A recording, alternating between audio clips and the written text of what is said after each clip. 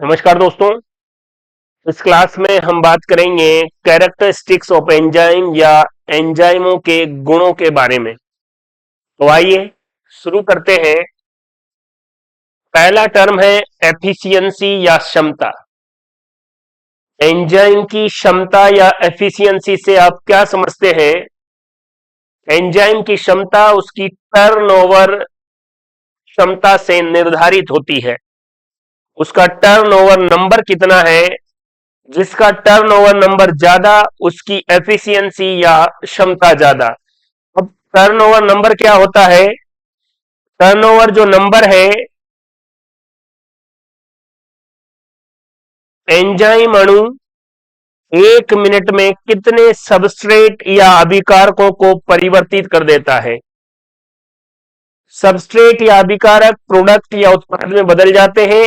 Enzyme का एक अणु 1 मिनट में कितने अभिकारक अणुओं को उत्पाद में बदल देता है, यह उसका टर्नओवर नंबर कहलाएगा। और सबसे ज्यादा एफिशिएंसी या टर्नओवर नंबर, या नंबर भी लिख लें तो ठीक रहेगा, टर्नओवर नंबर किस एंजाइम का है? Carbonic anhydrase enzyme. आरबीसी में CO2 के परिवहन के दौरान कार्बन डाइऑक्साइड जल से मिलकर कार्बोनिक एनहाइड्रेज और जिंक की उपस्थिति में कार्बोनिक अम्ल में बदल जाती है। और ये कार्बोनिक अम्ल फिर CO2 और H2O में टूट भी जाता है। उत्क्रमणीय या रिवर्सिबल रिएक्शन है। तो सबसे ज्यादा टर्नओवर नंबर या एफिशिएंसी कार्बोनिक एनहाइड्रेज की है।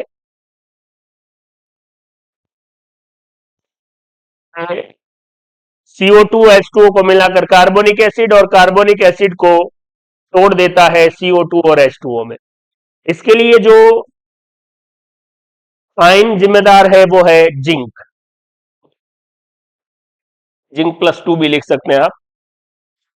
टर्नओवर नंबर कितना है इसका? 36 मिलियन। 1 मिनट में 36 मिलियन अभिकारकों को उत्पादों में बदल देता है। यह एंजाइम के सक्रिय स्थल पर निर्भर करते हैं। यहां देखिए, किसी एंजाइम का टर्नओवर नंबर उस एंजाइम के सक्रिय स्थल पर निर्भर करेगा। देख लीजिए, एक्टिव साइट, किसी एंजाइम के टर्नओवर नंबर कितने हैं, ये उस एंजाइम की एक्टिव साइट या सक्रिय स्थल पर निर्भर करेगा। ये याद रखना आपको। देख लीजिए, आगे चलते हैं। एंजाइम से रासायनिक अभिक्रिया प्रारंभ नहीं होती, ये बात याद रखना है। कई बार ऑप्शन में होता है एंजाइम किसी केमिकल रिएक्शन को स्टार्ट नहीं करता, लेकिन यह रासायनिक अभिक्रिया की दर को बढ़ा देता है। देखो याद रखो, एंजाइम किसी केमिकल रिएक्शन को स्टार्ट नहीं करते। एंजाइम जो केमिकल इक्विलिब्रियम है, रासायनिक साम्य है, उसकी स्थिति को डिस्टर्ब नहीं करते। एंजाइम एक्टिवेशन एनर्जी को कम करके रासायनिक अभिक्रिया की दर या रेट को बढ़ाने का काम करते हैं। ये सारी बातें आपको बहुत अच्छे से याद होना चाहिए। लेकिन ये रासायनिक अभिक्रिया की दर को बढ़ाते हैं, ये अभिक्रिया स्टार्ट करने में इनका कोई योगदान नहीं है। अगला पॉइंट है एंजाइम की विशिष्टता, स्पेसिफिसिटी ऑफ एंजाइम। प्रत्येक एंजाइम किसी पर्टिकुलर अभिक्रिया के लिए स्पेसिफाई होगा। यह विशिष्टता है। विशिष्ट प्रकार का एंजाइम विशिष्ट प्रकार की अभिक्रिया को ही प्रेरित करेगा। ऐसा नहीं है कोई एंजाइम कहीं भी काम कर देगा। प्रत्येक एंजाइम के लिए एक स्पेशल केमिकल रिएक्शन है जिसको वो क्या करेगा, उसकी रिएक्शन की रेट को बढ़ाएगा। आणविक भार, अगर बात करें मॉलिक्यूलर वेट एंजाइम का, तो एंजाइम उच्च आणविक भार वाले प्रोटीन है। मोस्टली एंजाइम प्रोटीन है। और कैटेलेज, इसमें सबसे ज्यादा बार पूछा गया एंजाइम है कैटेलेज। पहली बात तो यह है कि यह सबसे बड़ा एंजाइम है। इसका मॉलिक्यूलर वेट 2,50,000 होता है। 2,50,000 आणविक भार इसका। कैटेलेज एंजाइम हाइड्रोजन पेरोक्साइड को H2O और ऑक्सीजन में तोड़ देता है। पेरोक्सीसोम के अंदर हाइड्रोजन पेरोक्साइड को H2O और O2 में तोड़ने का काम कैटेलेज करता है, जो सबसे बड़ा एंजाइम है। एक और एंजाइम है पेरोक्सीडेज, ये सबसे छोटा एंजाइम है। 40,000 इसका आणविक या मॉलिक्यूलर वेट है।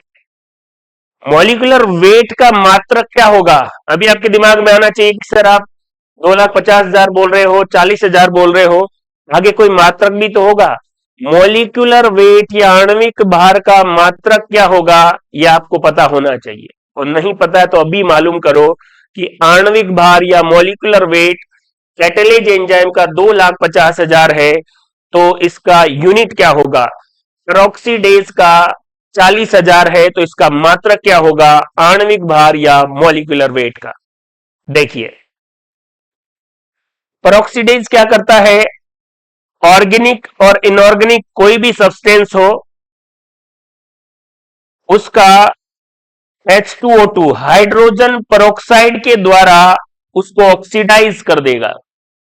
इसी कार्बनिक या अकार्बनिक पदार्थ का ऑक्सीडाइज्ड या उसका ऑक्सीकरण कर देगा H2O2 के द्वारा।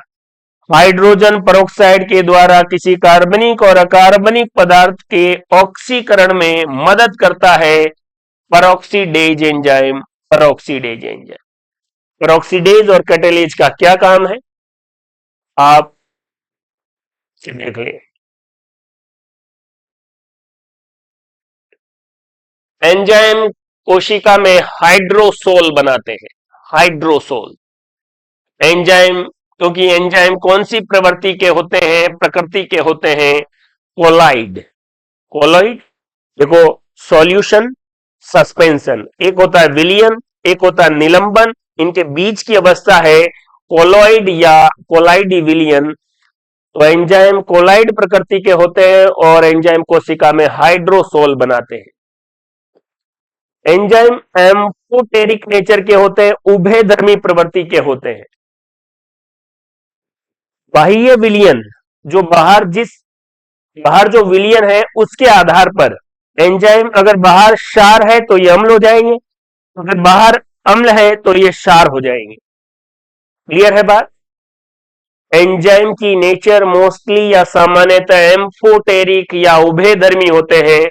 और उभयधर्मी का मतलब होता है कि इनकी नेचर दूसरे सॉल्यूशन के ऊपर जिसमें वो है उस पर निर्भर करेगी। अगर वो अम्ल है तो ये क्षार की तरह काम करेंगे, और वो क्षार है तो ये अम्ल की तरह काम करेंगे। अधिकांशतः एंजाइम माइटोकॉन्ड्रिया में पाए जाते हैं। मोस्टली एंजाइम 70% एंजाइम माइटोकॉन्ड्रिया में होंगे। एंजाइम, इनकी स्ट्रक्चर 3D स्ट्रक्चर है, ये टर्सरी स्ट्रक्चर है, तृतीयक संरचना है।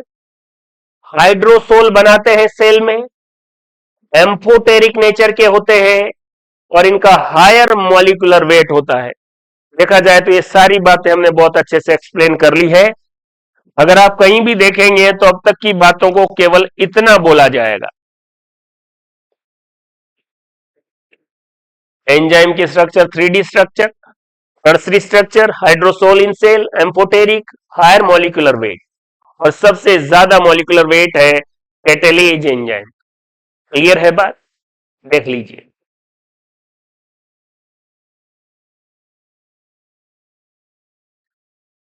जिस पैटर्न में हम बात कर रहे हैं, बहुत सटीक जानकारी आपको बिल्कुल सेलेक्टिव, सिस्टमेटिक और सिंपलेस्ट वे में मिल रही है। आपको केवल रिवीजन करना है, और इस पैटर्न में चीजें हैं कि आपको याद होगा ही होगा और समझ में भी आएगा। ऐसा हो ही नहीं सकता कि आपको समझ में नहीं आए। और नहीं आ रहा है इसका मतलब आपने ध्यान से नहीं देखा है। तुरंत दोबारा उस वीडियो को देखो। पढ़ने से पहले यह सोचने की आवश्यकता नहीं है कि कोर्स कैसे पूरा होगा, आराम से हो जाएगा। आपका काम है रिवीजन। देख लीजिए।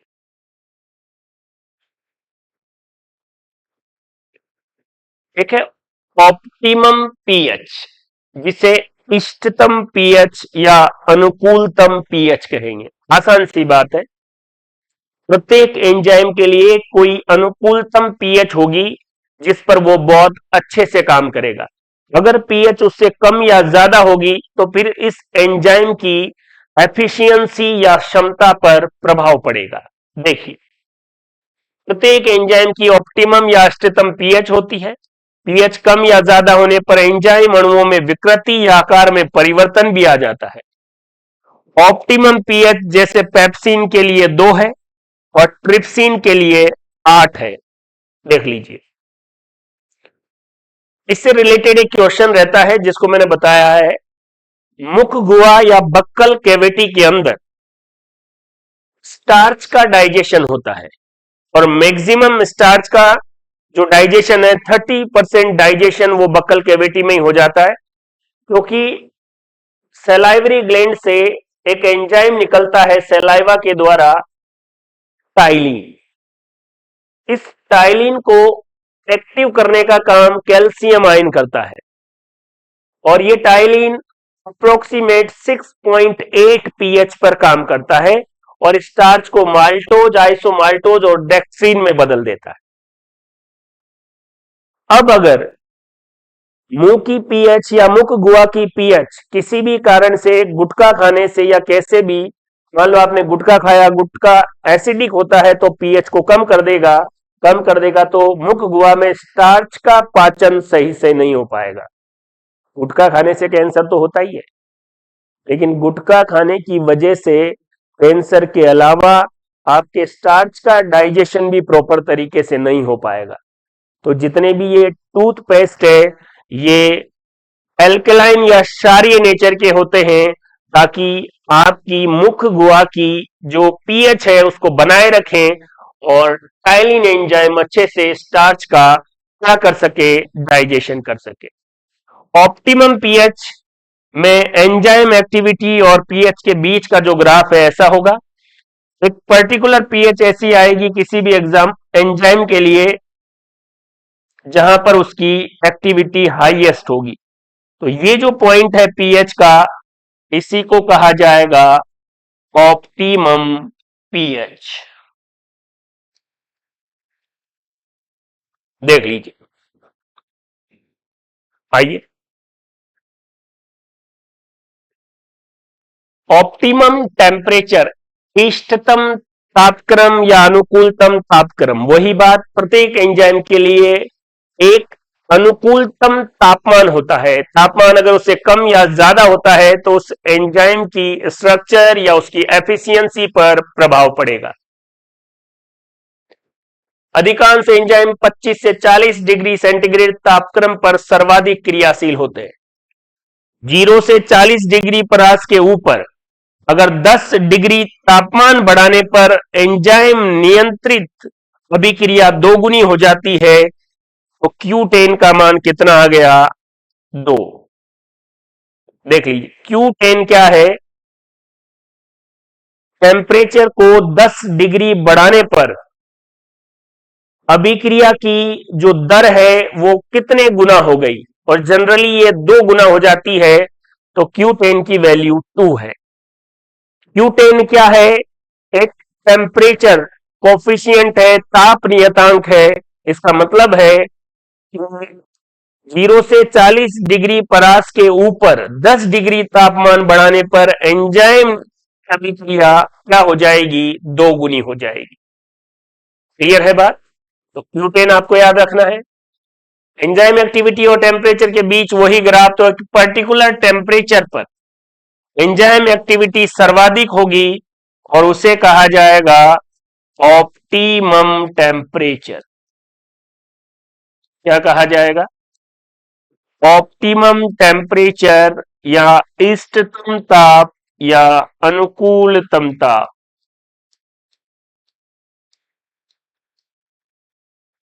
देख लीजिए, मोस्टली एंजाइम 0 से 40 डिग्री या 25 से 40 डिग्री पर सर्वाधिक क्रियाशील होते हैं।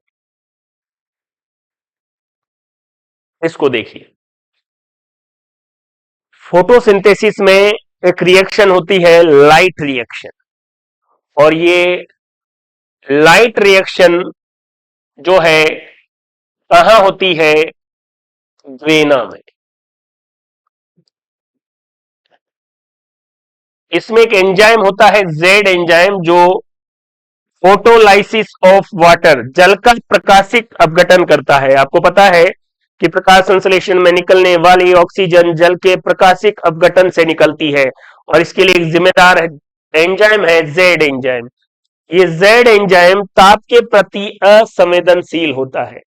लाइट रिएक्शन पर ताप का कोई भी प्रभाव नहीं पड़ता, याद रखना। क्लियर है? डार्क रिएक्शन कहां होती है? इसकी लोकेशन आपको याद रखनी है, स्ट्रोमा में।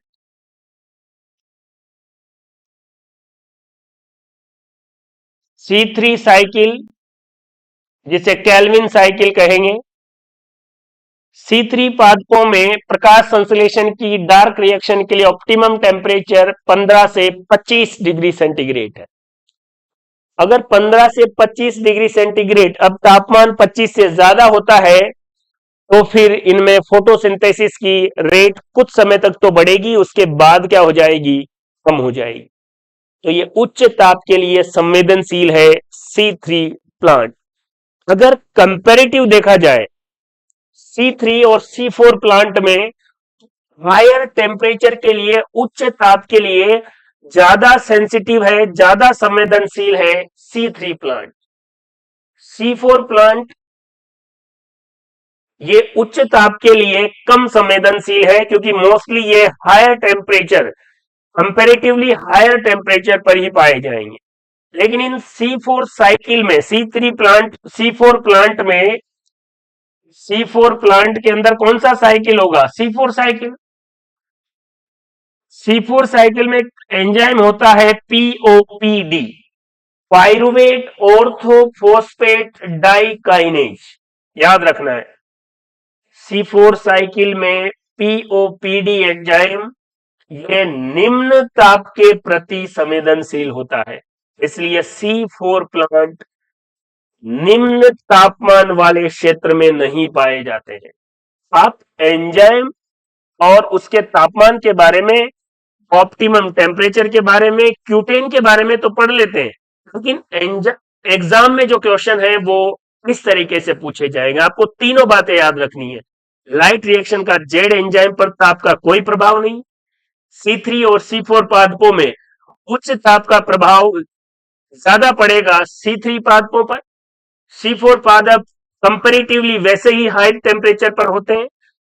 C4 प्लांट में C4 साइकिल होता है, उसमें एक एंजाइम होता है POPD का पूरा नाम पाइरुवेट ऑर्थोफॉस्फेट डाइकाइनेज।